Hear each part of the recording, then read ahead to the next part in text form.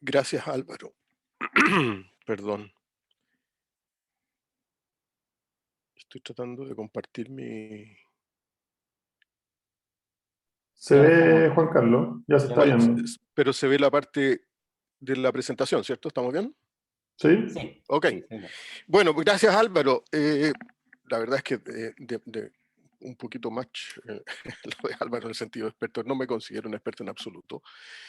Pero sí me tocó vivir un periodo bien especial en esto del desarrollo de las opciones de las tecnologías que utilizan medios cloruros para la lixiviación, esencialmente durante mi paso por Antofagasta Minerals y específicamente por Michilla. Así que lo que quiero es compartir un poco esta experiencia que vieron ahí para darle un marco a esta conversación que está ocurriendo sobre la lixiviación ácida clorurada en Chile. Ahora, yo no le puse historia, le puse desarrollo, porque como dice mi querido colega Álvaro, cuando uno se pone viejito como yo, empieza a hablar de historia, así que para no sentirme tan viejo voy a hablar de desarrollo, que es lo mismo, pero no importa. Y voy a partir por aquí, porque yo creo que este es uno de los puntos claves que se producen esto, que es esta patente que es del año, otorgada en el año 97, por lo tanto a esta altura ya está caducada ya, y que fue otorgada a digamos, el propietario de esta patente fue Minera Michilla, pero si ustedes se fijan aquí abajo están los inventores, y los nombres que aparecen aquí, como Jaime Roll, Raúl Montalegre, el Sergio Busto, Héctor Yáñez, la Paulina Ruiz, Heinz Neuburg, aquí está Marcelo Jo, Jorge D'Amico, Romilio Espejo, eran todos parte del grupo de investigaciones que en realidad tenía Minera Pudahuel. Porque el origen de esta patente que se refiere a este procedimiento para aglomerar y lixiviar minerales con cloruro de calcio y ácido sulfúrico fue desarrollado en Minera Pudahuel y posteriormente fue transferido y traspasado a Minera Michilla. Yo tuve aquí dos aspectos fundamentales que hay que fijarse aquí, es que el proceso cuproclor cuando parte, siempre parte mirando este proceso con el uso de cloruro de calcio, y la persona que llevó esto adelante siempre fue Jaime Rold. Y en conversaciones con Jaime, él me mencionaba que la forma en que lo encontró fue por azar en realidad, porque ellos estaban buscando un método para procesar los minerales de un yacimiento que era de propiedad de Minero de Pudahuel que se llama Altamira, y para eso estaban buscando cómo mejorar la lixiviación. Entonces el razonamiento que ellos hicieron, si yo uso cloruro de calcio, y luego la acción con el ácido sulfúrico me va a producir sulfato de calcio que me puede funcionar como aglomerante en el glómero y mejorarme la permeabilidad de las pilas. Y dice que por error un día se les quedó una columna cargada, no circulando, pero quedó cargada con mineral aglomerado con cloruro de calcio y con solución ácida. Y cuando volvió al día siguiente, se encuentra con que la solución estaba completamente ácida, verde. Eso quiere decir que se había empezado a producir la lixiviación naturalmente de los sulfuros que estaban presentes ahí, y ahí fue cuando se les prendió la ampolleta con respecto a la presencia de los cloruros. Ustedes ven de que esta fue una aproximación eminentemente de tipo experimental. Ahora, ¿por qué se junta con Minera Michilla? Porque Minera Michilla, ellos venían utilizando agua de mar en la lixiviación de los óxidos desde que habían partido con el proyecto Lince por ahí, por el principio de los años 90. Y ellos usaron agua de mar por una razón bien simple, es decir, no había ninguna otra fuente de agua ahí en el sector donde estaba Minera Michilla. Entonces, Minera Michilla estaba ya un poquito, había superado esa, no sé cómo calificarlo exactamente, pero a la industria minera le costaba mucho aceptar la operación con óxido porque tenían muchos eh, prevenciones con respecto a lo que iba a significar en términos del SX y la cantidad de cloruros que les podía aparecer posteriormente en el proceso de electrowinning. Pero Michilla, que ya venía trabajando con agua de mar, o sea, y más los cloruros que provenientes de la misma lixiviación de los minerales, la verdad es que estaba como bastante más acostumbrada a esto. Tenía un circuito DSE en el cual habían etapas de lavado que le permitía controlar muy bien el cloruro en los electrolitos. Así que Michilla tomó esto, y la gran oportunidad para Michilla, en realidad, el gran impulsor del cambio, fue que a principios de los años 2000, Michilla tenía que cerrar la planta concentradora que tenía abajo, al lado del mar. Y eso colocaba en riesgo, y la verdad es que iban a cerrar Minera Michilla. Entonces, ¿por qué no daban las inversiones para construir otra concentradora? Entonces, la opción que tenían era ir todo a lixiviación, los sulfuros que estaban sacando desde su mina subterránea, sulfuros secundarios, by the way, y por lo tanto decidieron empezar a utilizar esta patente que habían recibido de parte de Minera Pudahuel. Pararon un proyecto, y ese proyecto les permitió seguir operando, y literalmente le salvó la existencia a Michilla en ese minuto. Y empezaron a operar en un circuito conjunto, es decir, tenían pilas que eran de óxidos, tenían pilas que eran de sulfuro, y todos se juntaban en una misma operación, y por lo tanto utilizaban las mismas instalaciones de CX y EW. Quiero aquí mostrarles algo que la verdad es que me costó mucho encontrar, pero finalmente a Jaime Roll, a quien quiero rendirle un homenaje aquí, porque me parece que él está en la cabeza de esto, recibió el premio Alexander Sutulov en el 2004. No hay ninguna referencia, no hay ninguna foto en la internet de esto, pero mi querido amigo Abraham Bakit, quien es el continuador de Jaime en este momento en Antofagasta Minerals, quien está detrás de Jaime aquí, el que está recibiendo el premio de parte del ministro de Minería, este que está aquí atrás es Abraham Bakit. Aquí hay personajes ilustres también, está Raúl Montealegre, muy conocido en el mundo de la hidrometalurgia, y el que está en el costado izquierdo es Pablo Schmidt, también quien hizo el diseño del proyecto Lince utilizando agua de mar. Por lo tanto, aquí están algunos pioneros del uso de los cloruros en el país. Entonces, bueno, sigo. Y en el año 2006, cuando ya llevaban más de un año de operación, Minera Michilla decide una decisión fundamental, que fue separar los circuitos de lixiviación de óxido de los de lixiviación de sulfuro. ¿Por qué eso es importante? Porque en ese minuto entonces las concentraciones de cloro en el circuito de lixiviación de sulfuro empiezan a subir radicalmente, dado que no son diluidos y todo el cloro del cloruro calcio queda en el circuito sulfuro. Y aquí ustedes pueden ver en este gráfico cómo las eficiencias de lixiviación del área sulfuro se disparan, y ya aquí estoy mostrando datos hasta el año 2008, estaban en cerca de 90 días con ciclos de lixiviación que eran de 50 y tantos días. De manera que los resultados eran fundamentales, y ellos habían logrado entonces aumentar sustancialmente los contenidos de cloruro. Todo esto, insisto, eran sulfuros secundarios. Ahora, a esas alturas del año 2007-2008, el interés de la industria por los cloruros ya se había despertado.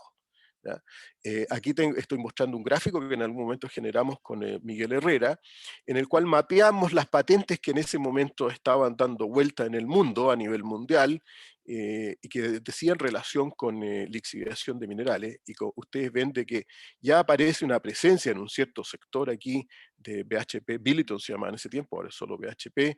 Aquí estaba el área que más o menos cubría el proceso Cuprocor. Ya también hay una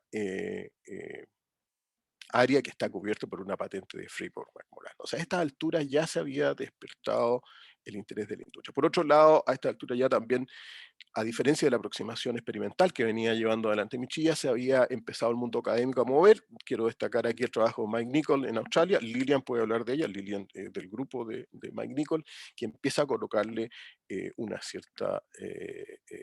una construcción un poquito más fundamental a esto de la lixiviación con cloro.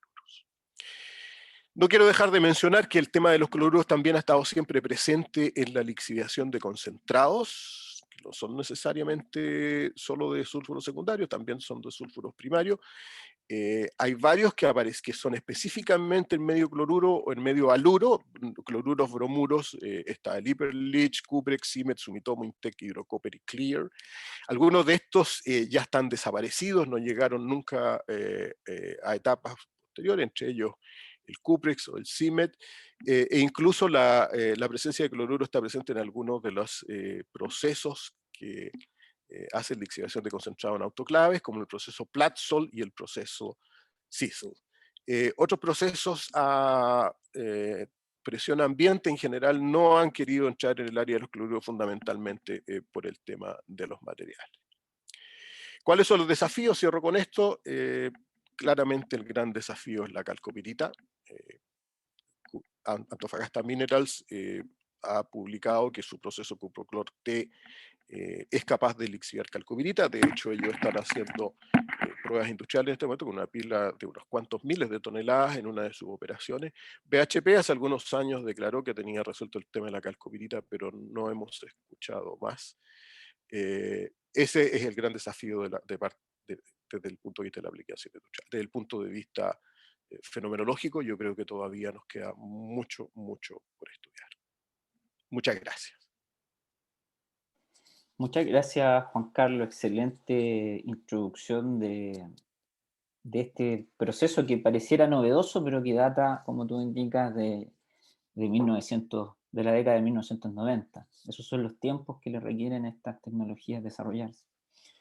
Les llamo a todos los participantes, que ahora son más de 150 personas que están conectadas en este minuto, a recordarles que hagan sus preguntas a través de QA, ponen su nombre, su afiliación y la pregunta destinada hacia nuestros expositores.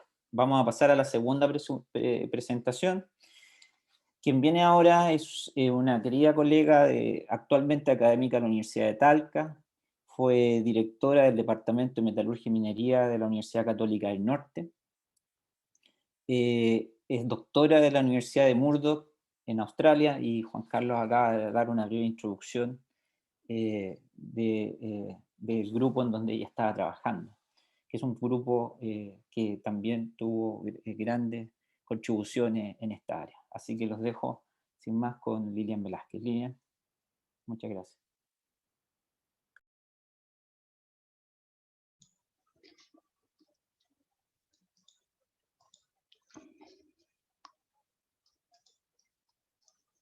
Hola, muy buenos días, muchas gracias por la introducción. La verdad es que yo voy a tratar de hacer una presentación como me pidieron de 10 minutos. Yo agradezco a los colegas la introducción. La verdad es que todo esto yo lo comencé en el año 2004. Justamente soy afortunada en el grupo de Mike Nichol en Australia, en la Universidad de Murdoch, y que fue bajo el alero de un gran proyecto de BHP, en ese entonces, como dijo Juan Carlos, BHP Billiton. Y después, obviamente, una vez que llegué a Chile, continué con estas investigaciones, y yo muy, muy feliz de que ahora se le dé el interés, ¿cierto? Y la importancia, porque creo yo que es una solución a la lixiviación de los minerales sulfurados. Bueno, el título de la presentación es la lixiviación clorurada de cobre, y yo me voy a enfocar más bien en la lixiviación clorurada de los minerales sulfurados con un enfoque a la calcopirita. Como dice Juan Carlos, es nuestro gran desafío. Así es que voy a comenzar rápidamente. Bueno, voy a hablar del estado actual desde un punto de vista, ¿cierto?, de lo que nosotros hemos trabajado en lo fundamental. Avances y desafíos, todos en respuesta a lo que se me pide. Bueno, si uno empieza a estudiar esto de los minerales sulfurados e intenta lixiviarlos como lo hacemos con los minerales oxidados, no vamos a tener muy buenas noticias. Ya obtenemos muy poca disolución y la verdad es que antiguamente no se entendía por qué, pero todos estaban de acuerdo que la lixiviación de la calcopirita en particular comenzaba muy bien, pero de repente se detenía, como ustedes lo pueden ver acá, ¿ya? Entonces, si ustedes se ponen a estudiar, se van a dar cuenta, a la calcopirita se le forma una capa, esta capa es una capa de pasivación, como se conocía, ahora más bien se dice que es una capa inhibidora de subsecuentes lixiviaciones o disoluciones de la calcopirita, y obviamente nos interesa mucho estudiar qué más, ¿ya? ¿Por qué? Entonces, si uno sigue estudiando en esto, se va a dar cuenta que las reacciones que ocurren en los minerales sulfurados son reacciones electroquímicas, que dependen, ¿cierto?, no solo de la acidez, sino que también del potencial. Entonces nos fuimos a hacer experimentos, ¿verdad? Experimentos de lixiviación, y en realidad justamente encontramos, y esta gráfica ustedes la ven, es el cobre disuelto con el tiempo. La gráfica nos muestra de que nosotros, dentro de un rango de potencial redox, ¿cierto?, maximizamos la disolución de la calcopirita. Esto fue para un concentrado alto en calcopirita, 82,5%, y se lixivió a muy bajas concentraciones de cloruro. Ya contenía solamente 0,2 molar de cloruro, que son aproximadamente 7 gramos por litro de cloruro, que es muy bajísimo. Ya, pero como era lixiviación, ¿cierto?, en un reactor agitado, pudimos obtener estos resultados. Entonces dijimos, ok, el rango de potencial donde maximizamos las disoluciones entre 560 y 600. Y si nos subimos a potenciales más altos, bueno, la disolución es menor, y más bajo que 540 también. Entonces, si nosotros seguimos haciendo experimentos, pero ahora experimentos electroquímicos, donde podemos estudiar más en profundo lo que le sucede, ¿cierto?, a la calcopirita en su superficie, podemos ver el siguiente, es el típico de la calcopirita, que es densidad de corriente, que si profundizamos más, la densidad de corriente podríamos decir que es directamente proporcional al cobre que se está disolviendo. Entonces, si aumenta la densidad de corriente, aumenta también, ¿cierto?, esa disolución, versus el potencial. Y como podemos ver, observamos tres zonas: zona de disolución, zona de pasivación y zona transpasiva. Entonces, si uno compara con los resultados de lixiviación, podemos ver que justamente nosotros estuvimos lixiviando en la zona de disolución. Y si nos pasamos de los potenciales, nos quedamos en una zona de pasivación, donde justamente disminuye la disolución de la calcopirita. Entonces, seguimos profundizando en esto y empezamos a estudiar mecanismos, ¿ya? Y uno puede buscar en la literatura, y los más importantes que hay son estos tres: el mecanismo oxidativo, el mecanismo reductivo oxidativo del grupo japonés, y este mecanismo, que es el no oxidativo oxidativo, que lo planteó, ¿cierto?, Mike Nichols en muchos años atrás. Y después nosotros lo seguimos, ¿cierto?, tratando de comprobar. Bueno, entonces este mecanismo, nosotros decimos que la calcopirita se disuelve en dos etapas. La primera etapa pueden ser dos reacciones donde la calcopirita, ¿cierto?, se transforma, podríamos decir, en cobalina o directamente a cúprico. Y ustedes pueden ver que estas son las constantes de equilibrio, entonces podríamos decir que la primera es más favorable que la segunda. Y en una segunda etapa, si ustedes se dan cuenta, aquí se produce H2S, ¿ya? Entonces, para que la lixiviación, la disolución de la calcopirita continúe, nosotros necesitamos que este H2S se oxide. ¿Y cómo lo oxidamos? Puede ser con oxígeno, puede ser con cúprico, puede ser con férrico, cualquier oxidante.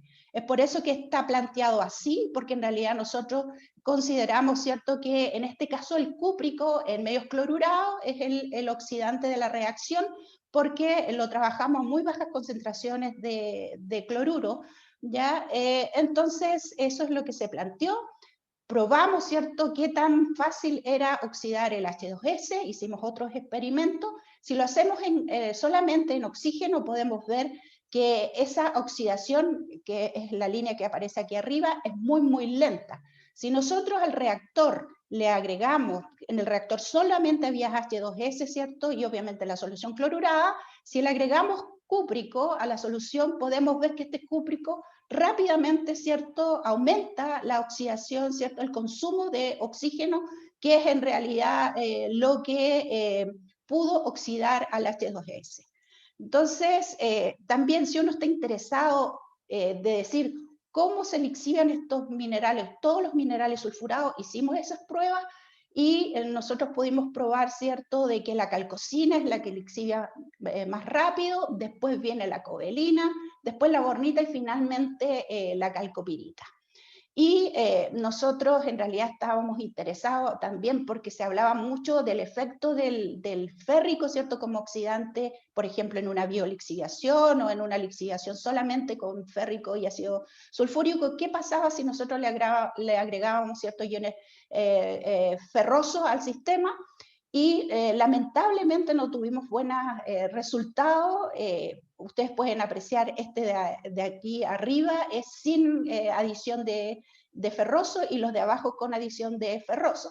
Entonces concluimos, ¿cierto?, de que para este caso, para estas concentraciones de cloruro, la adición el hierro no afectaba mucho en el aumento de esta disolución.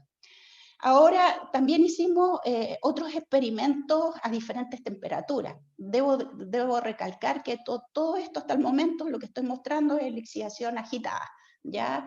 Y ustedes pueden apreciar solamente para mostrarles que se hicieron experimentos entre 25 y 75 grados Celsius.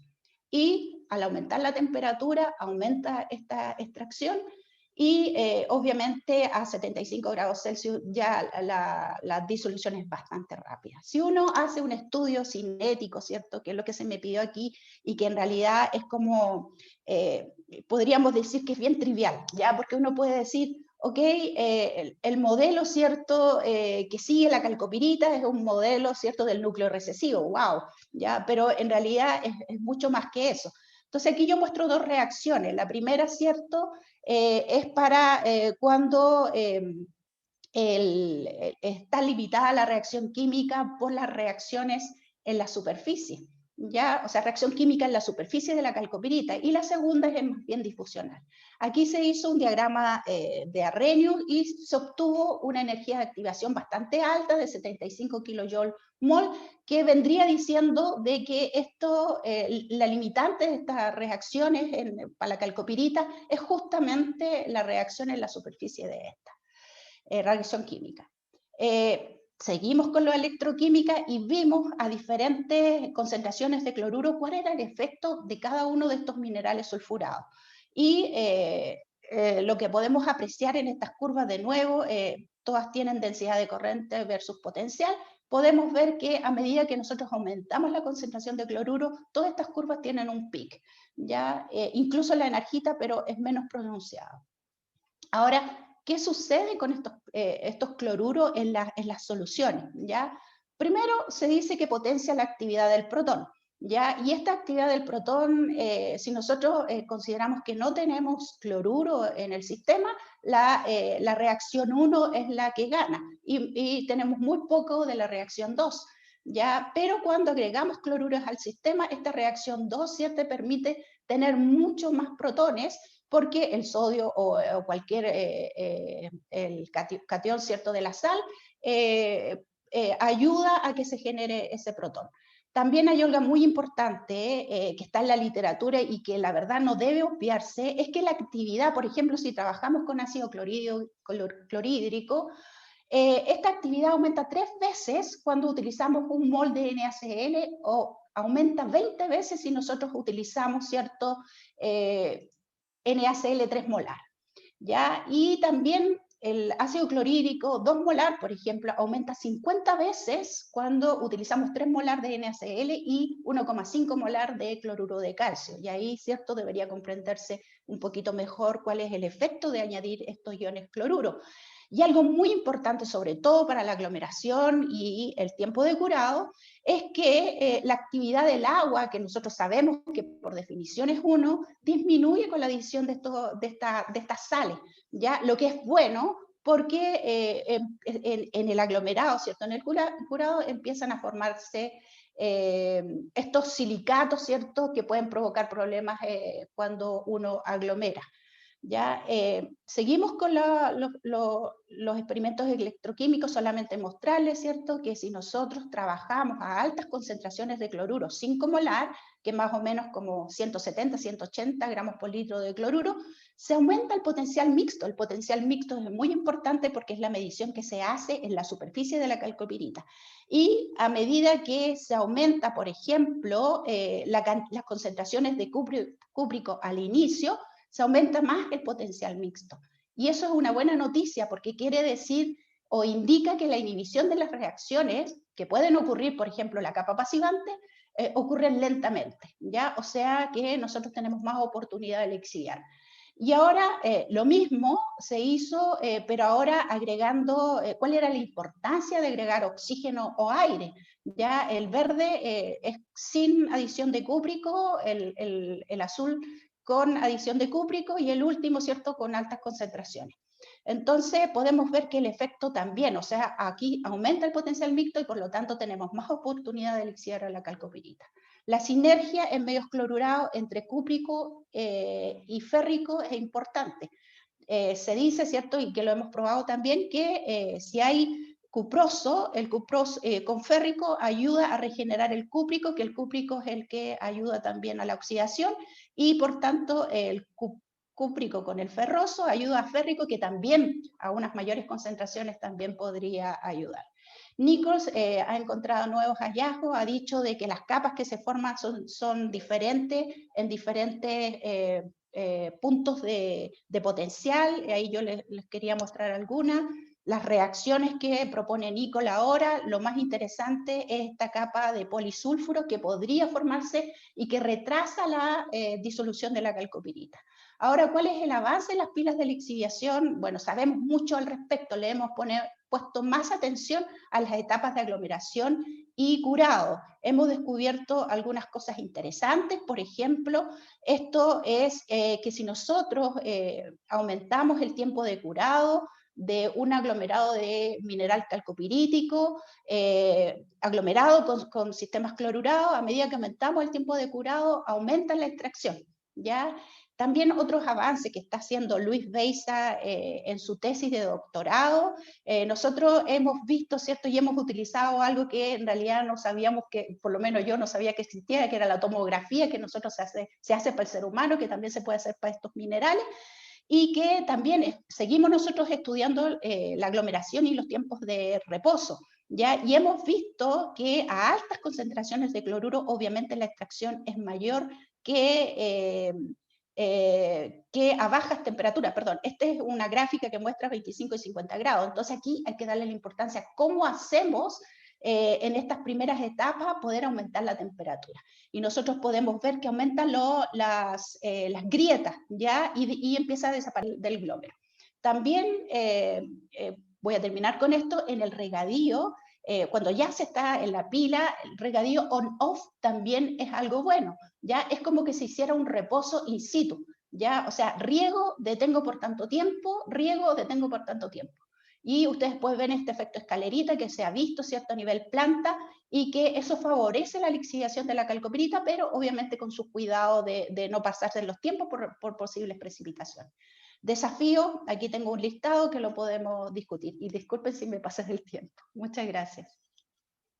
Muchas gracias, Lilian. Gracias por tu detallada presentación respecto a la lixiviación clorurada. Les recuerdo que pueden hacerle preguntas a los expositores a través del QA, del chat del webinar.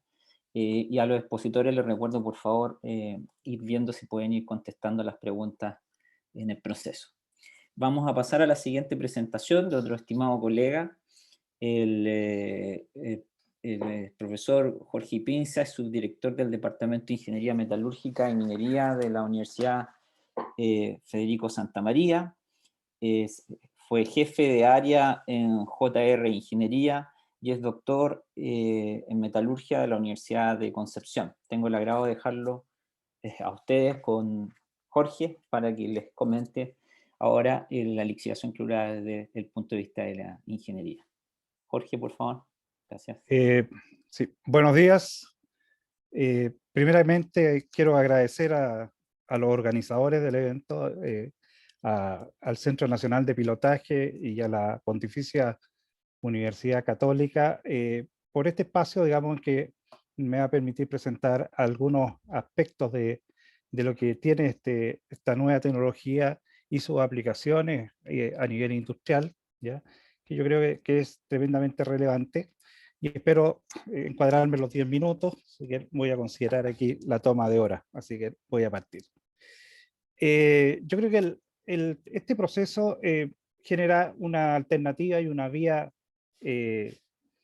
interesante desde el punto de vista de permitir que se puedan lixiviar minerales sulfurados de general de baja ley, ¿ya? Y en una primera instancia partió precisamente con sulfuros de cobre de tipo secundario, dominante en calcocina, y se fue profundizando estos estudios para llegar finalmente hoy en día a tener ya una mirada bastante optimista respecto a lo que es la lixiviación también de primario, ¿no?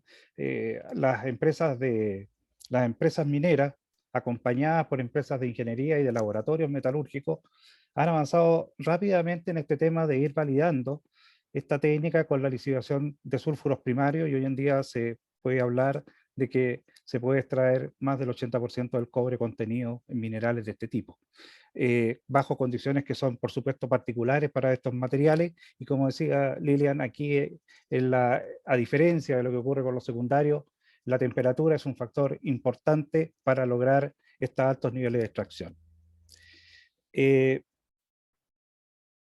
Vamos a ver algunas ventajas y desventajas que tiene este proceso, pero ahora desde una mirada de ingeniería. Yo partí en realidad más tarde en estos temas de la lixiviación con cloruro, en el año 2010, precisamente a través de un servicio que desarrolló JR Ingeniería, en relación principalmente con el tema de evaluar el potencial que tenía el uso de estas sales y analizar también el contexto de las patentes que habían en ese periodo. Por lo tanto,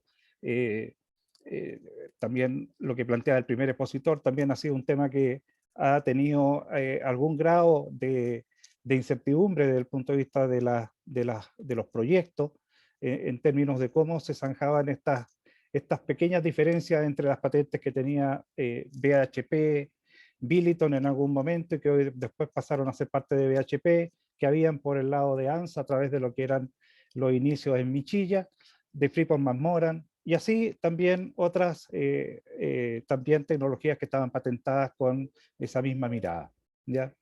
En general, si uno mira las ventajas y desventajas, yo diría que son más las ventajas que las desventajas, y hoy en día con los avances que hay en todo lo que es materialidad de planta, se pueden lograr entonces objetivos de lograr una buena recuperación de los elementos metálicos y teniendo, digamos, unas condiciones más o menos favorables respecto a lo que es la integridad de la planta, ¿ya?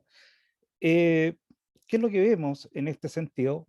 Si voy a ver acá, si miramos desde este punto de vista, desde el punto de vista de la facilidad de la operación, vemos que estos minerales en general tienen una respuesta rápida frente a reacciones químicas que son compatibles con extracción por solvente.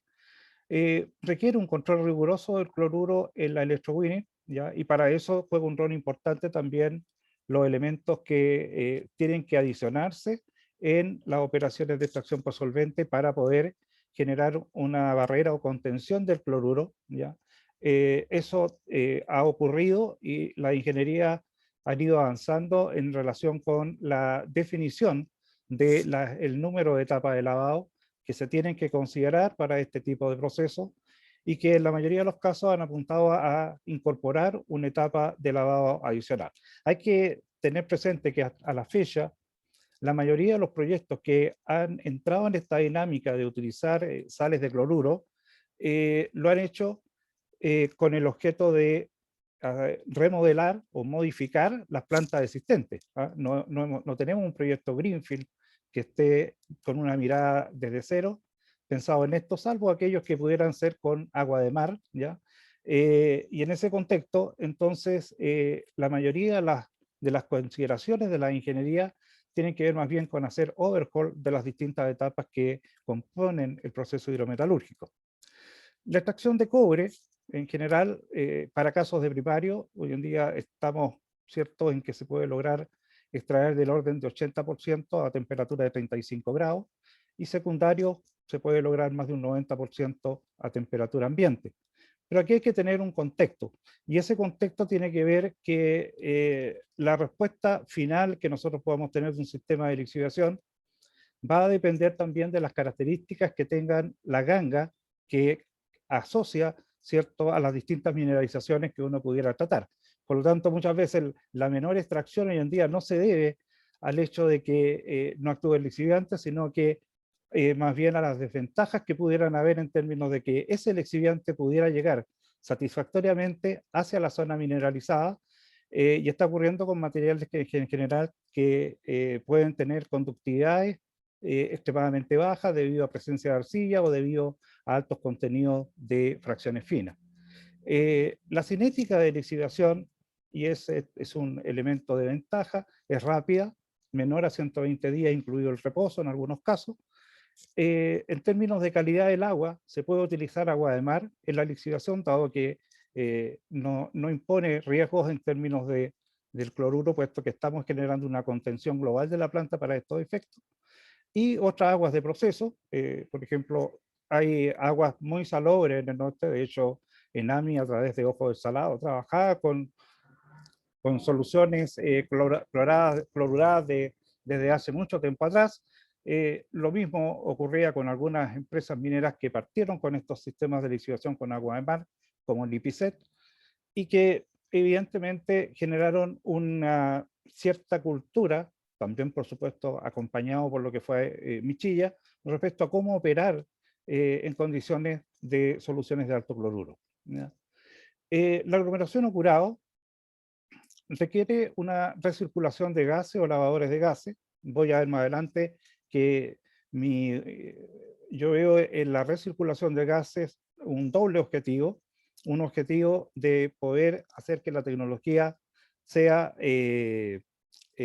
sustentable, y por otro lado, también los gases juegan un rol importante en este proceso, puesto que esta mezcla de cloruro de sodio o cloruro de calcio en mezcla con ácido sulfúrico promueve la formación de ácido clorhídrico, donde una fracción importante de ese es precisamente a la forma de gas. Ese gas tiene la posibilidad de difundir a través de grietas y microgrietas de la roca, favoreciendo el proceso cinético, ¿ya? El otro aspecto tiene que ver con la materialidad. El proceso requiere de aceros distintos de los austeníticos, distintos del 316L que hemos usado históricamente en términos de cátodo y algunos componentes de la nave de SX, y considerar entonces aleaciones especiales, ya sean aleaciones especiales por la vía de aceros o bien por el uso de titanio directamente, que sean resistentes a la corrosión por picado. La mayoría de las empresas en los últimos tiempos han optado por aleaciones de titanio, principalmente por el titanio 12, y lo han hecho en función de que los precios suelen ser más competitivos incluso que algunas aleaciones de acero.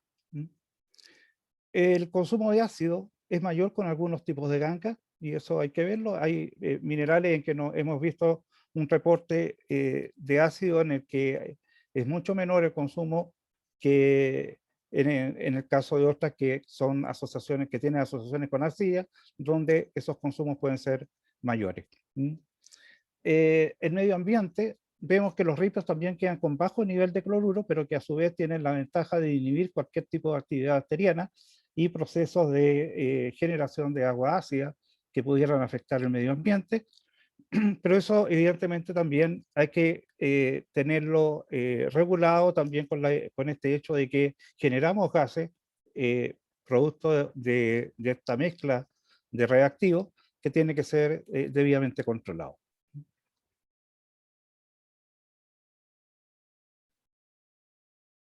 Bueno, en particular, en todos los estudios, aquí estoy presentando precisamente algunos datos que hemos tenido a través de pilotaje, que muestra que dependiendo de las condiciones en que se hace el aglomerado, ¿ya? Reporta en la condición principalmente de control químico que aparece en la cinética de los procesos, ¿ya? Por lo tanto, la forma en que se aglomera, las condiciones en que se aglomera, determinan lo que llamamos el pretratamiento óptimo y determinan también en que en los primeros 15 días de lixiviación de material grueso, estamos hablando de materiales que tienen 100% bajo media pulgada, podamos tener prácticamente cerca del 70% de la extracción ya del proceso cinético, ¿ya? Y el resto, que pudiera ser lo que logramos en tiempos más largos, por difusión, ocurre, digamos, durante la lixiviación propiamente tal, durante el ciclo completo de lixiviación. Por lo tanto, aquí la gran ventaja o el gran incremento que vemos de la cinética está vinculada como en esta etapa y que depende esencialmente de las características que se haya hecho este aglomerado y curado del mineral. Este curado más aglomerado, más reposo, hoy en día se está planteando como pretratamiento químico para diferenciar un poco de lo que era el curado aglomerado previo, digamos, que tenía tiempos de reposo no mayores a 2 días, y hoy en día estamos hablando de tratamientos químicos que pueden llegar incluso a más de 30 días.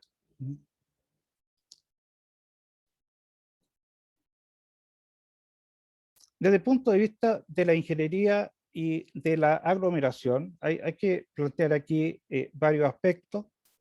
Aquí podemos observar que la condición de una lixiviación química, por ejemplo, nos puede llevar a una cinética de este tipo. Cuando agregamos el concepto de lixiviación clorurada, en la cual generamos un proceso de aglomerado curado, nos lleva a incrementar significativamente los niveles de extracción. Y finalmente, si generamos una recirculación de gases, observan ustedes que la tendencia también es a incrementar ciertos niveles de puntos porcentuales superiores a la que podría uno tener sin estos gases, ¿ya? Por lo tanto, cuando hablamos de aglomerado, es importante también tener presente esta condición de el beneficio que tienen los gases de ácido hiperclórico que se generan al interior del reactor o en el momento de contacto de la sal con el ácido, ¿ya? Y vemos que en general la tendencia de la industria ha sido a resolver este tema usando los tambores aglomeradores y conectando las chimeneas, ¿cierto?, a sistemas de scrubber o lavadores de gases, ¿ya?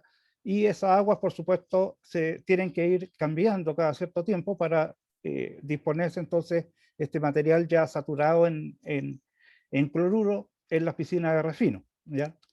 Ahora, esto trae consecuencias en términos de que aquí hay una inversión que hay que realizar, lo mismo que en términos de adquisiciones de bombas que sean idóneas para los procesos de impulsión de la circulación de las soluciones dentro de la planta. Y esto nos lleva también a considerar consumos de agua en términos de agua de osmosis inversa para poder trabajar en esta operación de lavado de gases. Hay un prototipo que fue desarrollado por la Universidad Federico Santa María y financiado por CAMAS Chile, ¿ya?, que unifica los principios de aglomeración, curado y recirculación de los gases. Es una patente que está en Estados Unidos y también en Australia, en Perú y en otros países también, en que lo que hace finalmente este equipo es recircular los gases y permitir entonces que estos gases tomen contacto con el mineral en el momento en que se humecta con el refino, y enseguida estos gases parcialmente reaccionados pasan a una segunda etapa dentro del mismo equipo, en la que se inyecta el ácido sulfúrico atomizado, de tal manera de favorecer una reacción extremadamente enérgica y que también favorece, por supuesto, desde el punto de vista de generación de calor, y eso evidentemente, como les comentaba, tiene impactos positivos en lo que es la lixiviación de calcopirita. También hay empresas que están transitando a este nuevo proceso y lo están haciendo con sus procesos convencionales que involucran solamente poder curar en correa, ¿ya? Y en ese caso lo que se ha estado evaluando desde el punto de vista de la ingeniería es cubrir una parte importante de las correas de tal manera de contener esos gases y esos gases poderlos entonces llevar a un scrubber para poder entonces de esa manera asegurar, digamos, de que no hayan emisiones gaseosas hacia el ambiente. Eso evidentemente tiene dos objetos, proteger el ambiente, proteger las personas y por supuesto también darle sustentabilidad a la técnica. ¿Por qué nosotros apelamos al uso de estos tambores aglomeradores con recirculación de gases? Bueno, pues principalmente porque este gas ácido clorhídrico es un gas que afecta las vías respiratorias de las personas. ¿Ya? Hay un límite permisible absoluto que es de 6 partes por millón. La emisión en tambores aglomeradores convencionales, medido en chimenea, de salida del equipo, está en torno a las 7 ppm, ¿ya? Y en correa abierta es del orden de 14 ppm, y en una correa cubierta más scrubber está en el orden de 3 ppm, mientras que la emisión en estos equipos más consolidados, más sellados, como es el reactor de mezcla trifásica, es de 1 ppm, ¿ya? Hay que tener presente que este límite permisible es variable según la ubicación geográfica de la compañía minera y por lo tanto se hace todavía más necesario el control de estos elementos en planta. Desde el punto de vista de la ingeniería hay varios frentes que hay que atacar. Acá yo he destacado algunos que están que tienen que ver precisamente desde el punto de vista de la disponibilidad de soluciones para riego, el calentamiento de soluciones de riego cuando se trata de minerales de tipo primario, inclusión o repotenciamiento de la planta de tratamiento de borra. Normalmente estos procesos producen una condición mayorada en lo que es producción de borra y esas por supuesto implica también tener una planta ad hoc para estos fines, inyección de aire precalentado y vapor para poder considerar si vamos a inyectar aire en estos procesos. En términos de materialidad, hay que ver todo lo que tiene que ver con los sistemas de bombeo de soluciones al interior de la planta, sobre todo en la conectividad entre las etapas de extracción de la SX con las soluciones que son de PLS, soluciones intermedias y, por supuesto, la solución de refino que retorna, todas ellas que tienen contenido crecientes desde que se inicia el proyecto hasta que se estabiliza en una condición de equilibrio la concentración de cloruro, que observamos que esas condiciones de equilibrio van a estar en el orden de 90 a 120 gramos por litro, ¿ya? Por lo tanto, ahí implica también los resguardos respecto a la corrosión de cátodo de acero inoxidable en la nave, y eso tiene que estar complementado con purgas de electrolitos adicionales a las que normalmente estábamos acostumbrados a utilizar para efectos de contener una concentración de hierro adecuada para no afectar la eficiencia de corriente. Las purgas de electrolitos en estas condiciones pueden subir fácilmente de 2 a 3 metros cúbicos por hora a cerca de 7 metros cúbicos por hora, considerando estas purgas para contener eventuales pics de cloruro que pueden llegar a valores que pueden ser significativamente superiores a 100 ppm. Recordemos que la condición normal de la nave debería ser operar con una concentración en cloruro en el orden de 30 a 45 ppm para no generar estos fenómenos de picado en las placas de acero y en otros componentes de la nave, ¿ya? Por supuesto, también esto implica que aquellos eventos que no controlados que se pudieran producir podrían generar una mayor emisión de clorogas dentro de la nave y, por supuesto, los sistemas de extracción tienen que estar lo suficientemente potenciados para ello, ¿ya? Y eso es parte de poder asegurar entonces la integridad completa de la planta, ¿no? En los balances vamos a observar que se requiere una mayor disponibilidad de agua osmosis inversa, y esa disponibilidad está asociada precisamente a este mayores volúmenes de purga, pero también a los requerimientos que se tienen si es que se está utilizando lavadores de gases, ¿ya? Entre otros equipos que usan este tipo de insumos. La necesidad de etapas de lavado C, hoy en día los proyectos están considerando al menos tener 2 etapas de lavado. Aquellos que tenían una están agregando otra, y en otros incluso se está validando la posibilidad de tener 3 etapas de lavado como contención para evitar estos traspasos de cloruro hacia la nave, ¿ya? Junto con también incorporar algunas tecnologías como son el lavado del orgánico cargado o TK lavadores de orgánico cargado, presencia de coalescedores u otros tipos de tecnología que puedan apoyar y complementar lo que hacen los lavadores, ¿ya? En esa condición, evidentemente, vamos a tener una condición bien integrada que nos va a permitir tener el éxito deseado con una minimización de los eventos no deseados dentro de la operación de este tipo de plantas, ¿no? Probablemente he dejado algunas afuera, pero aquí están como las principales y que determinan finalmente la necesidad de tener un CAPEX para poder hacer estas intervenciones, ¿cierto?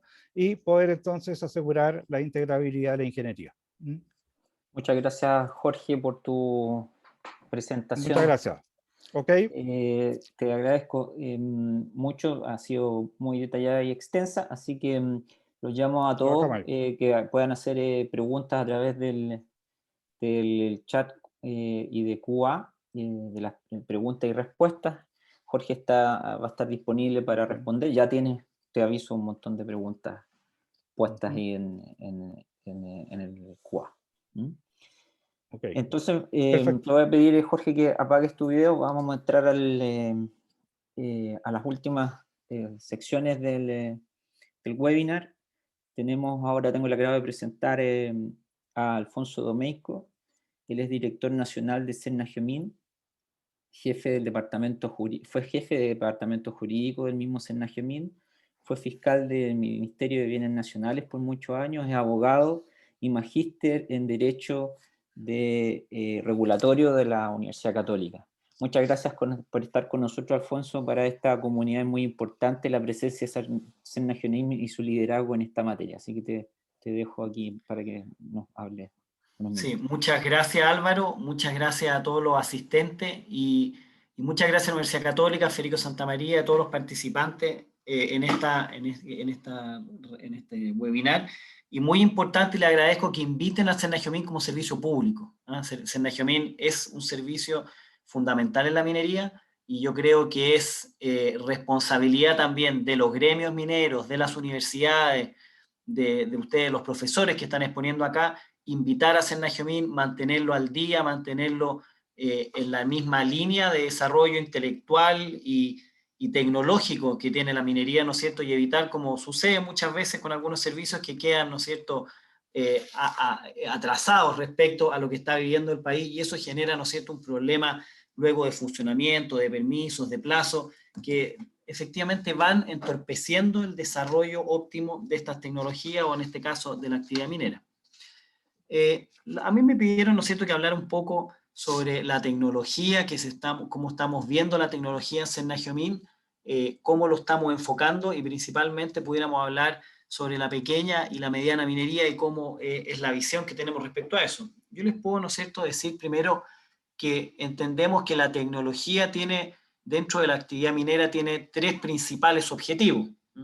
Uno es mejorar la productividad, por supuesto, ¿no es cierto? Siempre la tecnología tiene por objeto mejorar, ¿no es cierto?, los rendimientos, los procesos.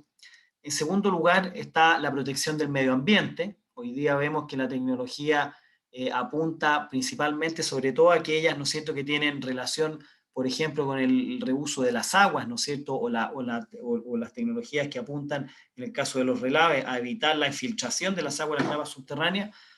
Tiene una doble intención, ¿no es cierto? Productividad por la reutilización del agua, ¿no es cierto?, por la escasez que vivimos como planeta hoy día, y también, ¿no es cierto?, el factor medioambiental, que yo creo que más allá de las exigencias regulatorias, se ha transformado también en un imperativo mundial y también un imperativo de alguna manera moral, ¿no es cierto?, de tener que desarrollar actividad minera de una forma sustentable. Y el tercero, y que para nosotros como Senagiomin es de alguna manera el que nos llama la ley y de alguna manera también es el más importante, es la seguridad de los trabajadores. Y si lo vemos desde ese punto, vemos que la tecnología que se ha introducido en el país, sobre todo podemos señalar después de los últimos 10 años, después del famoso accidente de los 33, ¿no es cierto?, vemos que ha mejorado y que ha hecho, ¿no es cierto?, ha penetrado en la minería, ha penetrado en este mundo de la seguridad, y hoy día podemos ver cifras que son incomparables respecto a otras actividades. Podemos ver, por ejemplo, cómo hay una baja en las tasas de fatalidad de un 75%. 75%. El año 2010 fallecieron aproximadamente, la cifra exacta son, perdón, no tengo la cifra aquí, 45 fallecidos, y el año 2012 tuvimos 13 fallecidos. O sea, tenemos una baja que es muy significativa, y esto se debe, ¿no es cierto?, a una serie de adopciones de medidas, de protocolos, ¿no es cierto?, de calificaciones, de educación, pero también vemos, ¿no es cierto?, una intromisión o una adopción, mejor dicho, de tecnología por parte de la industria que es importante, y que son, ¿no es cierto?, los que han ido haciendo posible estas bajas significativas. Y esta adopción de tecnología que ha también de alguna manera permeado este mundo de la seguridad y de estas bajas considerables, no solo es de la gran minería, sino que también la vemos de manera muy importante en la pequeña minería. De la pequeña minería. Fíjense ustedes que hay una cifra que es muy importante, que es que la pequeña minería en los últimos 10 años ha tenido una baja de fallecidos de un 79%. 79%. Sigue teniendo tasas relativamente altas, de una tasa de 59, de casi 60 puntos en relación a la gran y la mediana, que tienen un 3,3. Pero para ellos, ¿no es cierto?, es un segmento que vemos que se ha ordenado, que ha adoptado tecnología y que ha podido, ¿no es cierto?, salir adelante como una actividad, como un rubro, como un segmento que es razonable, ¿no es cierto?, dentro de la actividad minera.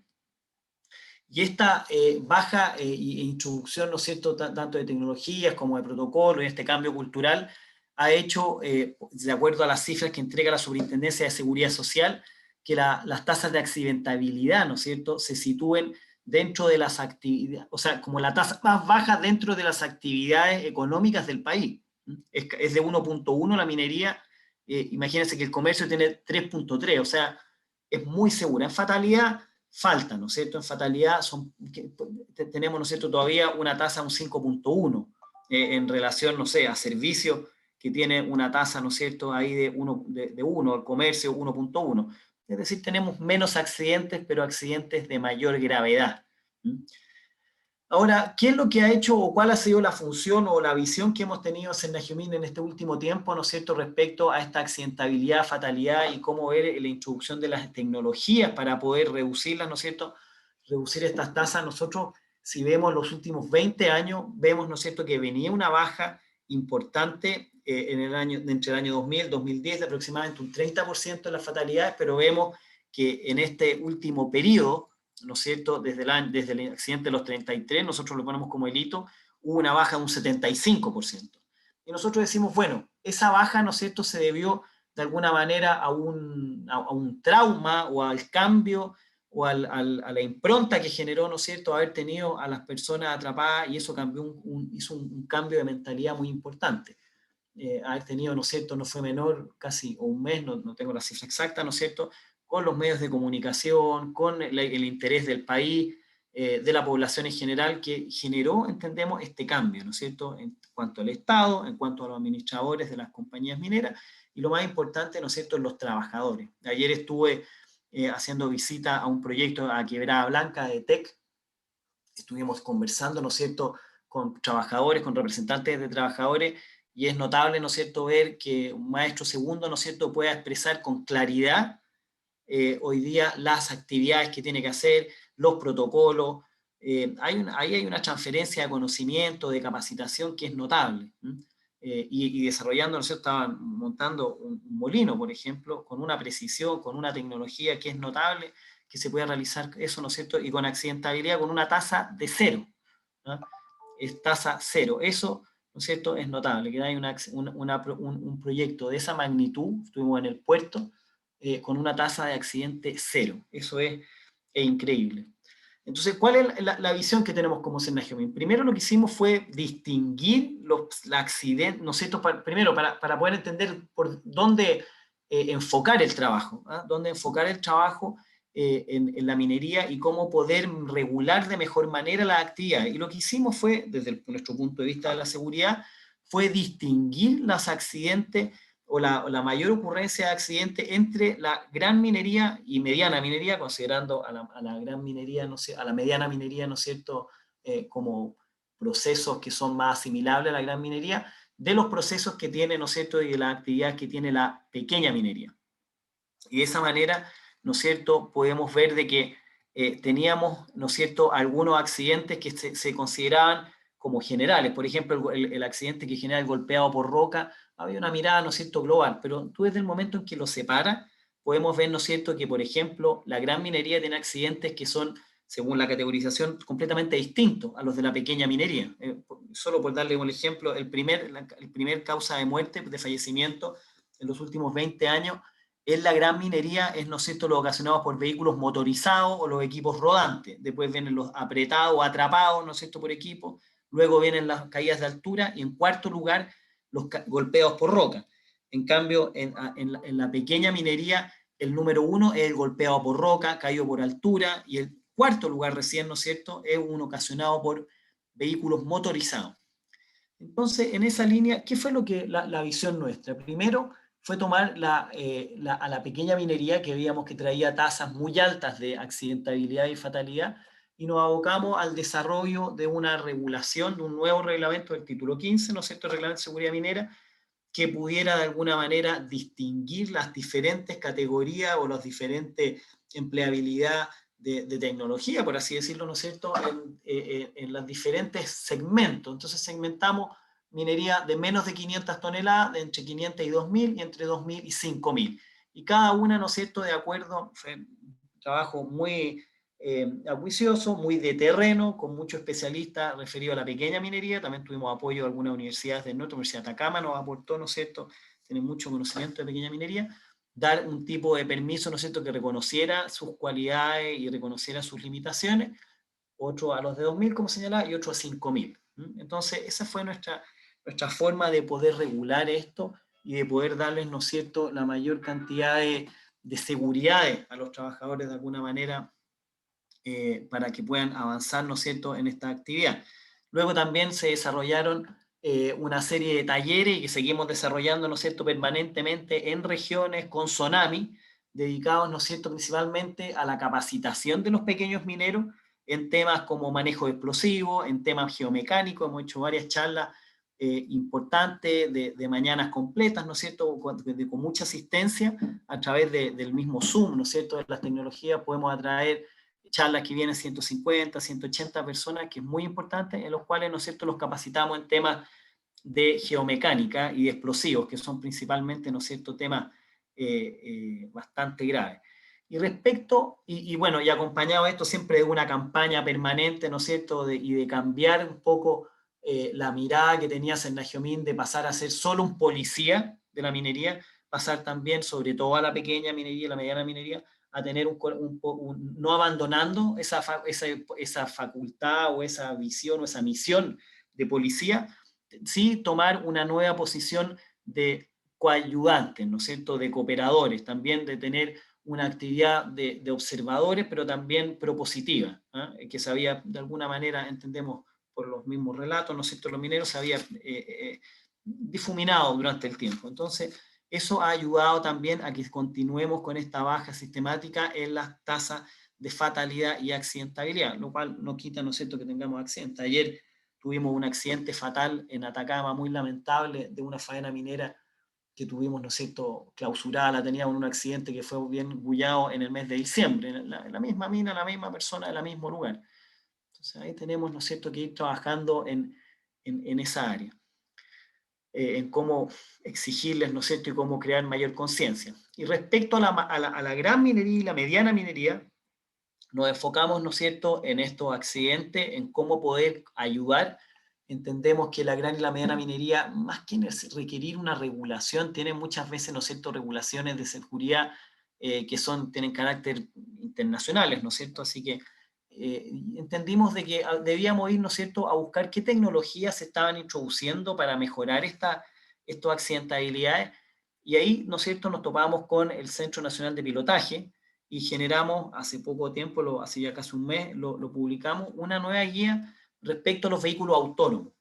Vehículos autónomos, vemos que los vehículos autónomos es una tecnología muy importante, es una tecnología que según estudios de Cochilco, de aquí a fin de la década debiera estar entre un 35 y un 45% de las operaciones de manera automatizada.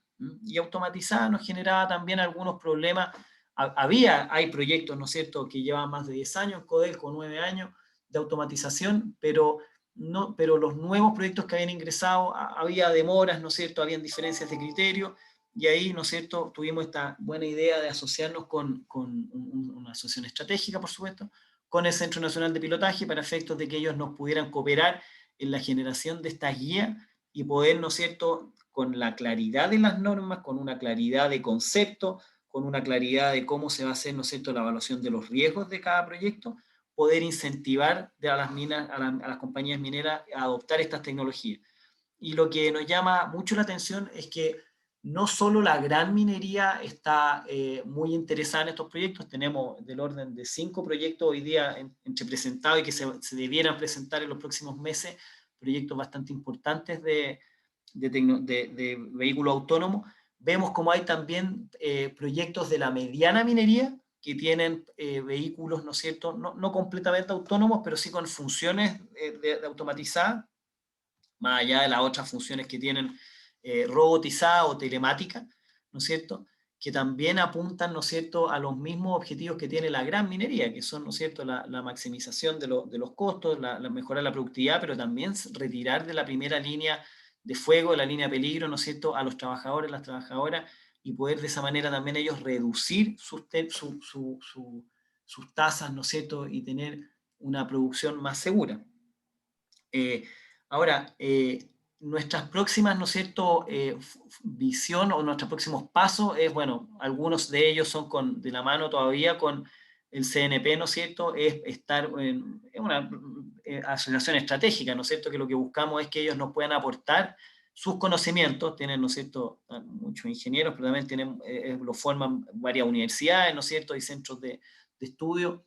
Es poder ir generando otras guías que vayamos regulando nuevas tecnologías que presentan niveles de riesgo, ¿no es cierto?, bastante elevados. Por ejemplo, el hidrógeno, el uso del hidrógeno, ¿no es cierto? Hoy día la minería subterránea está expresamente, ¿no es cierto?, permitido únicamente el uso del diésel, y el hidrógeno no está considerado. Ahora, no se trata solamente de cambiar una norma, sino que tenemos que evaluar de manera concreta, ¿no es cierto?, y muy responsable, con mucho cuidado, cuáles van a ser los requerimientos, cuáles son los peligros, la evaluación del riesgo, ¿no es cierto?, que va a presentar la utilización del hidrógeno en la minería. Y por eso estamos aquí con el centro, ¿no es cierto?, también en una serie de talleres de trabajo, invitando a universidades, invitando a la industria, invitando también a los que saben. La industria del hidrógeno en Chile tiene, entiendo que más de 40 años, ¿no es cierto?, hay industrias que están generando, están produciendo, ¿no es cierto?, o utilizando, ¿no es cierto?, el hidrógeno.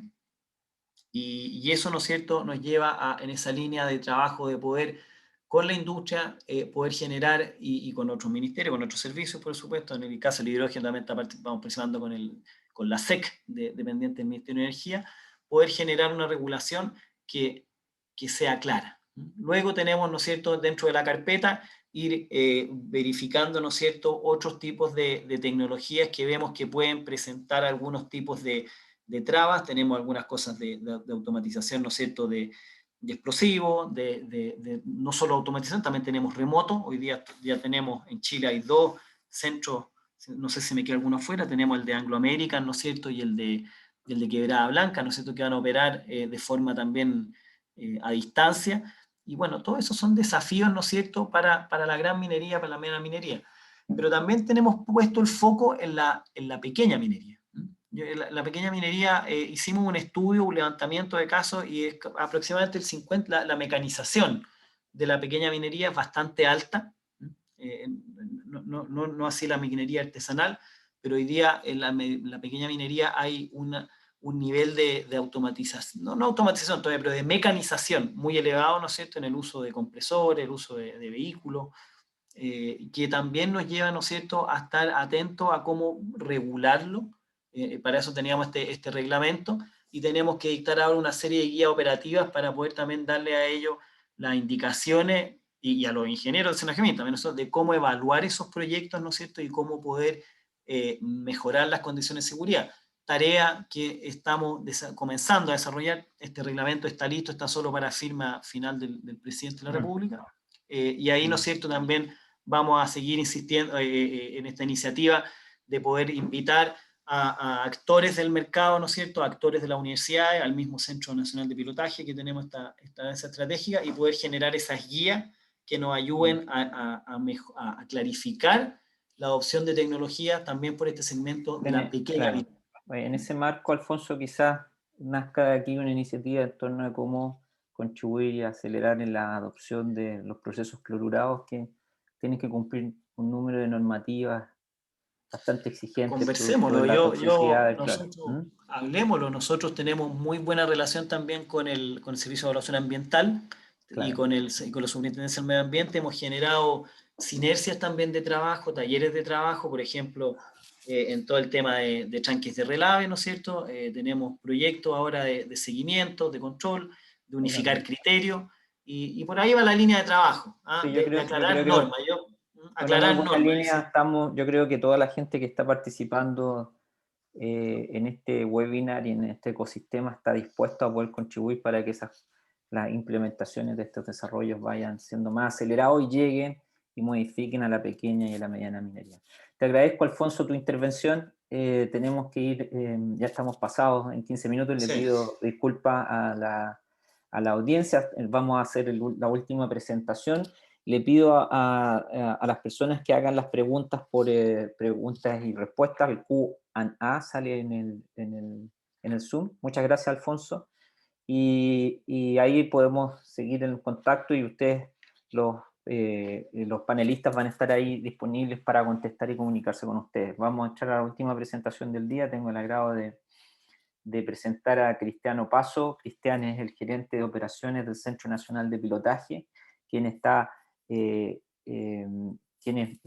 cual la Universidad Católica es miembro, y está coorganizando este primer webinar. Esperamos tener muchos más en el futuro. Hay muchos temas más que tratar: biolixiviación, arsénico, relave, royalties, sustentabilidad, hidrógeno. Todos estos temas vamos a irlos tratando en una serie de webinars que tenemos planeado organizar desde acá. Cristiano Paso es gerente de operaciones del Centro Nacional de Pilotaje, como mencionaba. Fue ingeniero de proyectos en Codelco por muchos años, máster en Business de la Universidad de Chile y de la Universidad de Queensland, y tengo el agrado de dejarlos con ustedes para que comente los desarrollos que se están dando en esta institución. Hola, buenos días, Álvaro, gracias por la introducción. El Centro Nacional de Pilotaje tiene un título que me gusta mucho, que es Facilitando Proyectos de Innovación Tecnológica en Minería. Aquí un poco vamos a hablar de quiénes somos el CNP. ¿Quién es? Primero, el CNP es una fundación sin fines de lucro que nace a partir de un proyecto de capacidades de Corfo, donde se ve que existe un gap entre la innovación y los desarrollos y su llegada a la industria. El CNP está conformado por 4 de las principales universidades del país: la Universidad de Chile, la Universidad Católica, la Universidad Técnico Federico Santa María y la Universidad de Antofagasta. Y un socio de la industria, que es Minnoex, que es una asociación gremial con un alto foco en innovación colaborativa.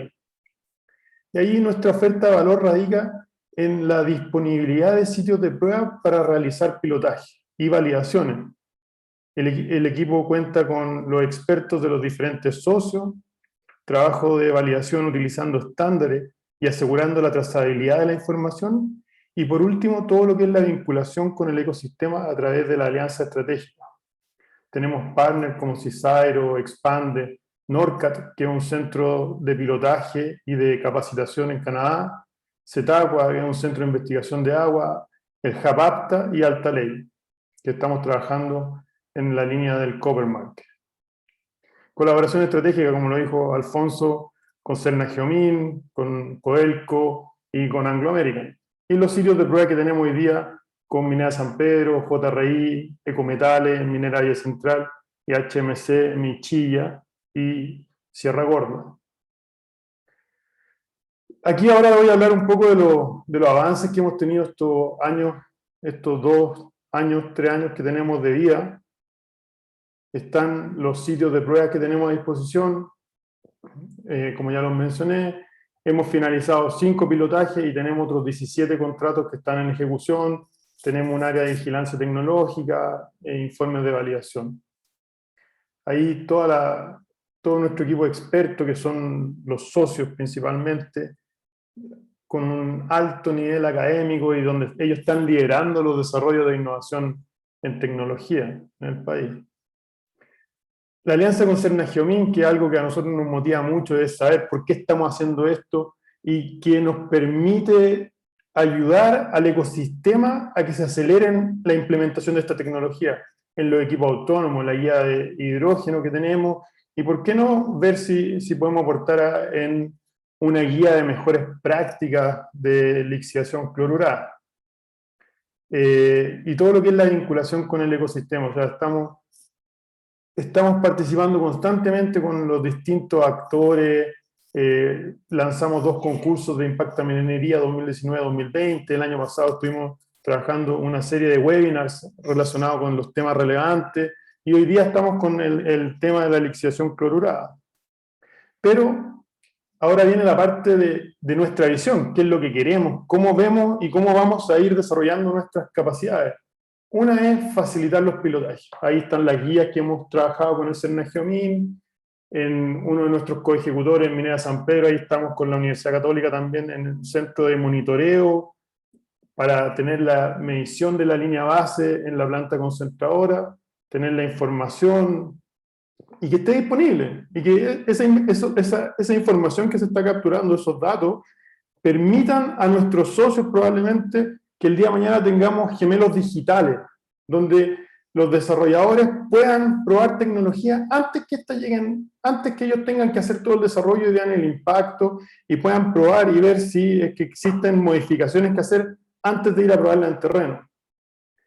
Otra de las cosas que estamos haciendo es con Minera San Pedro también, que es coejecutor, una habilitación de una planta de hidrógeno, que nos va a permitir tener una generación de hidrógeno verde, un almacenamiento de este hidrógeno y un consumo en minería subterránea, que es lo que queremos hacer. Ahí estamos haciendo todo un roadmap para ver cómo podemos ir realizando este camino en el hidrógeno.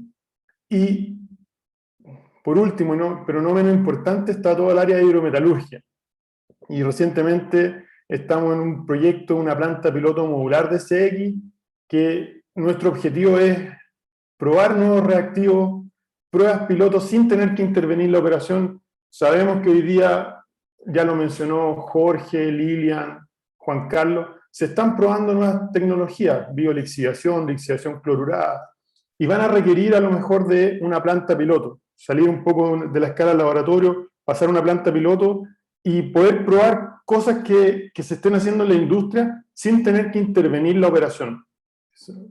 Cuando hemos estado en operaciones sabemos que el foco principal es cuánto del cobre fino que estamos depositando, cuánto, si uno está en la parte más de la mina, es cuántas toneladas de cobre envió a la planta.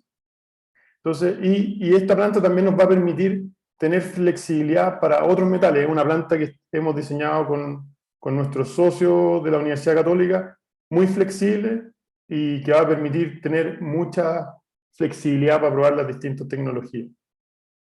Eso es un poco lo que estamos haciendo. Esa es nuestra visión, que es lo que queremos, y queremos ahí compartir, o sea, apoyar a todo el ecosistema y a todos los desarrollos. Muchas gracias, Cristian, por tu presentación, y yo creo que queda a todos claro cuáles son las oportunidades y posibilidades que se pueden seguir empujando desde el Centro Nacional de Pilotaje, que es una institución que nace como un requerimiento. Les voy a pedir a todos los panelistas que se me unan en el video. Estamos llegando a un cierre. La verdad es que nos pasamos. Le agradezco el entusiasmo a todos quienes han estado conectados. Vamos a cumplir ya 1:25. Nos vamos a tomar 5 minutos para hacer un cierre. Les pediría a los panelistas que enciendan el video para poder dialogar estos 2 o 3 minutos que nos quedan y despedirnos. Fue una gran audiencia hoy día. Tuvimos más de 150 personas conectadas. Hubo un gran número de preguntas. Ustedes vieron que estaba toda la disponibilidad y disposición de los panelistas para contestarlas. Así que yo, para cerrar, le voy a dar 1 minuto a cada uno para que pueda hacer una pequeña reflexión sobre un tema que yo la saco aquí de las preguntas que hay. Les pido que sean breves para que podamos cerrar a las 1:30. Juan Carlos, por favor, me gustaría que tú nos pudieses dar un contexto de cómo ves la biolixiviación y la lixiviación clorurada de aquí en el futuro, si es que es posible. Lo que voy a decir seguramente no va a ser del gusto de muchos, pero nosotros en algún momento evaluamos claramente este tema de la biolixiviación frente a la lixiviación clorurada. Creo que la lixiviación clorurada en este caso corre con ventaja. Creo que está llamada, en términos de lixiviación de minerales sulfurados, yo creo que es lo que está abriendo las puertas. Pero tal vez la reflexión que yo quiero dejar en la mesa, Álvaro, es Chile fue un país protagonista en lo que fue el desarrollo de la biolixiviación. O sea, la biolixiviación en el mundo empezó con Minera Pudahuel por allá a finales de los años 80, principios de los años 90. Y fue una ola que como país no fuimos capaces de navegar y nos superó. Con la lixiviación clorurada, creo que esta se inició en el mundo. Simlichilla fue siempre un ejemplo de todo el mundo. Nosotros iniciamos esta ola, se está implementando. Y la gran pregunta que tenemos como país es si vamos a seguir navegando esa ola o al igual que la ola anterior nos va a dejar atrás. Trabajos para todos. Muchas gracias, Juan Carlos, y creo que también para la audiencia, pensar cómo se sube esta ola. Lilian, quisiera que tú nos pudiese hacer una reflexión en torno a las brechas que necesitan completarse para seguir escalando esto a nivel industrial para procesar la calcopirita ya. ¿Qué crees tú que hace falta hoy en día como para que haya más industrias cambiándose, incorporando de esto? Mira, la verdad es que yo estoy un poco sorprendida. Como decía Juan Carlos, esto lo comenzó mi tía, pero no había muchas otras plantas que estuvieran interesadas en realizar esto de la lixiviación clorurada. Pero hoy en día nosotros podemos ver, ¿cierto?, que hay muchas plantas hidrometalúrgicas que sí quieren seguir con esto de la lixiviación clorurada. Incluso aquellas en que en realidad hasta el final tenían biolixiviación, ¿ya? Pero yo debo decir de que hay que tener cuidado, hay que educar en cuanto a esto de la lixiviación clorurada, hay que saber cómo hacerlo, hay que madurar esto de las etapas previas a por ejemplo, al montar una pila de lixiviación. Se requiere de un mayor estudio, quizás no quiero llamarla lo que hoy en día se hace aglomeración y curado, o sea que quizás nosotros tengamos que repensar de cómo hacer estas etapas previas a la pila de lixiviación. Ya quizá salir un poquito de la caja y empezar a buscar formas diferentes de poder hacer estas etapas previas, que yo creo que son las más importantes, por ejemplo, para la lixiviación de calcopirita. ¿Ya? Yo creo que allí hay que enfocarse. ¿Ya? Quizá, por eso no quiero decir que sea una aglomeración, sino tenemos que mucha sea algo gente diferente. Sí, tenemos mucha gente de empresas de ingeniería conectada hoy en día. Reconozco a Sí. muchas personas que están en la lista de conectados, muchas empresas de ingeniería, casi todas las empresas de ingeniería que tenemos en minería, así que es un buen llamado. Creo Ujú. que poder identificar esas brechas y poder hacer, como dices tú, salir de la caja con nuevas ideas que permitan facilitarle al operador hacer una mejor lixiviación cruzada es algo que es desafiante, en lo cual Jorge y Pinza ha estado trabajando hartos años también. Jorge, quisiera desde tu punto de vista indicarnos particularmente qué es lo que retrasa en tu experiencia que la mediana minería y la pequeña minería pueda adoptar una tecnología que parece ya ser bastante madura como para competir, incluso generar mayor cantidad de reservas y producción de una manera más competitiva que la concentración convencional. Dinos qué es lo que pasa, qué es lo que falta. Bueno, yo creo que hay temas ahí que son importantes. Por parte de la mediana minería, yo creo Te que sentimos bajo, Jorge, sí, a ver si te puedes acercar el micrófono, gracias. yo creo que por parte de... ¿Me escucha mejor? Sí, ahí sí. Sí. Yo creo que por parte de la mediana minería hay interés. Un poco aleja o retrasa un poco la toma de decisiones el tema de las inversiones, porque no es llegar y partir al otro día, sino que hay que hacer ciertas inversiones mínimas para la integridad total de la planta. El cloruro impone ciertos cambios de materialidad, como comentábamos, en términos de bombas, válvulas, en términos también de lo que son los agitadores de las etapas de extracción, ¿ya?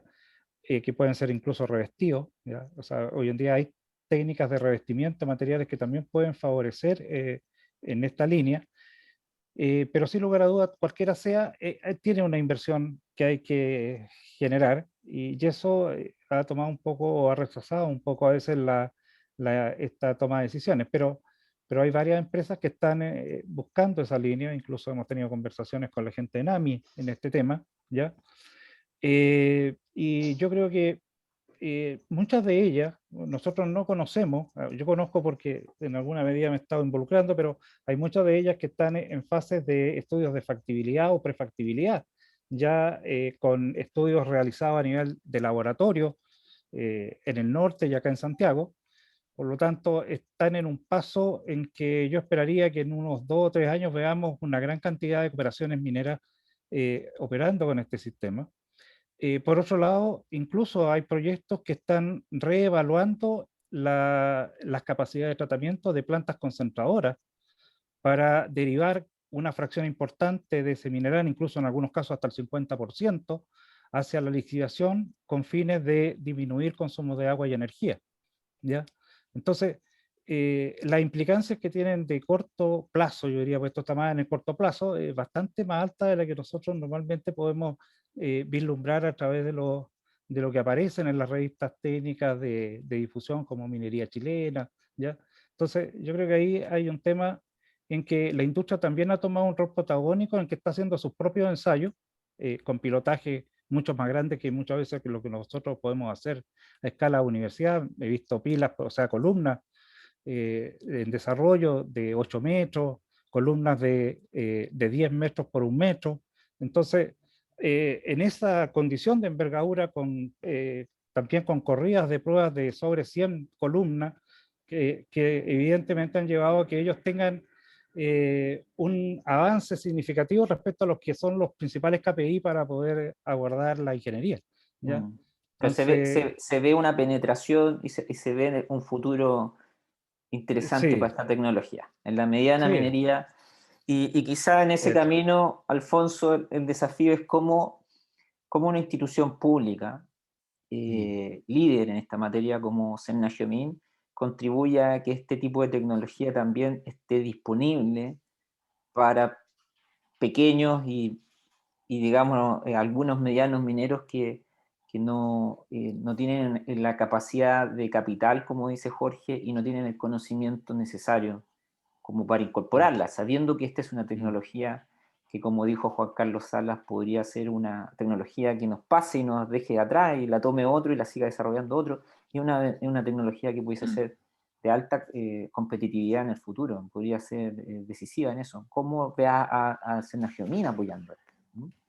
Claro, bueno, nosotros tenemos una misión regulatoria, ¿no es cierto?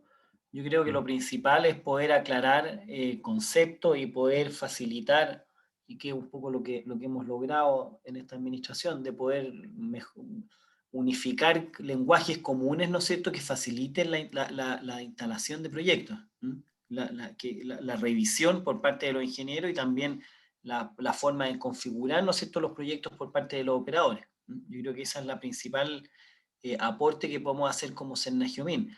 Difundir también este tipo de tecnología, yo creo que a través de talleres, ¿no es cierto?, a través de seminarios, puede ser también una fórmula. Ahora, respecto al financiamiento, más allá de Senagiomín, yo creo que hay, como Estado, ¿no es cierto?, hay varios recursos que se entregan a nivel regional, los famosos recursos PAMA, ¿no es cierto?, que son bastante millonarios. Yo no conozco los montos de inversión de esta tecnología, pero se podría pensar también, ¿no es cierto?, en poder acceder a recursos, ¿no es cierto?, de financiamiento o de cofinanciamiento para este tipo de tecnología. Y el último que yo pienso que también hay que trabajarlo, ¿no es cierto?, y ver cómo puede hacerse una sinergia, es con Corfo. Corfo también tiene líneas de trabajo, de fomento a diferentes actividades industriales, ¿no es cierto?, que si bien podrían o tienen un mayor atractivo en el entendido de que esto también hay un mejoramiento de la producción y también hay algo, yo veo, ¿no es cierto?, un mejoramiento ambiental de alguna manera, ¿no es cierto?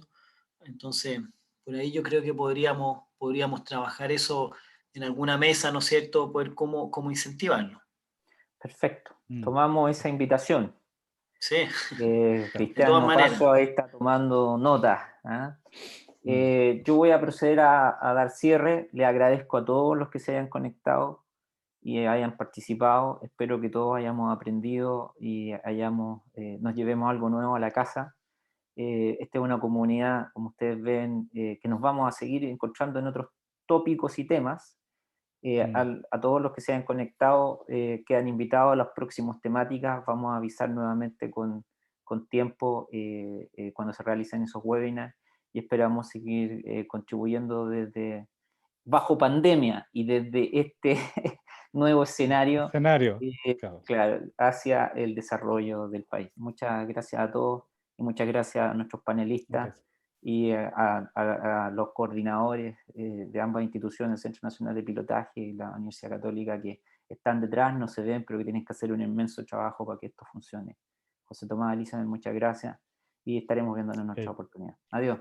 Muchas gracias a todos por la invitación. Chao, gracias. Estoy abierto a gracias. seguir estos trabajos, muy interesante. Gracias. Gracias. Chao. Chao. Chao.